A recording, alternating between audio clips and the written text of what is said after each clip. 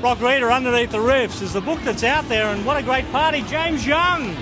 Paul, pleasure to be here, of course, and I'm glad we could get you and undercover.com.au to be here, which was my #1 media goal.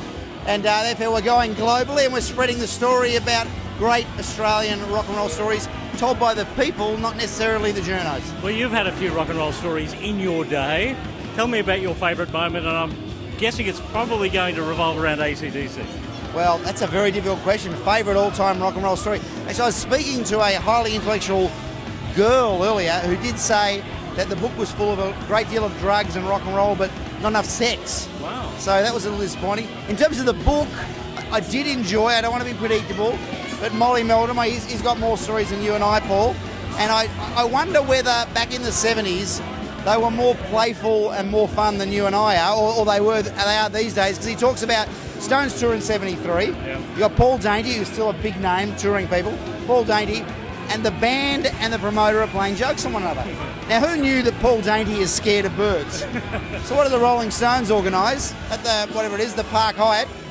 How do you organise 150 pigeons to be put in someone's room, which they did?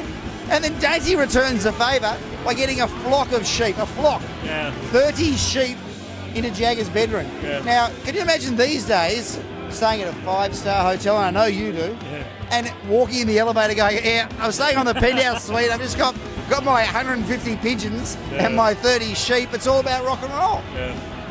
Yeah. Pretty amazing moment. I don't think I've heard one of those stories ever since. Well, that's why we got the book, Rock Reader Volume 1, Underneath the Riffs.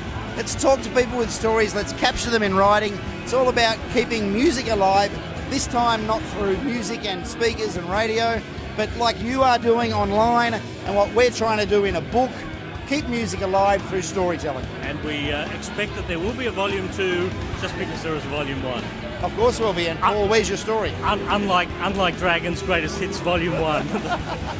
Never went into a second story volume. of that already. James Young, thanks for joining us. Check out the book. It's called Rock Reader Underneath the Riffs.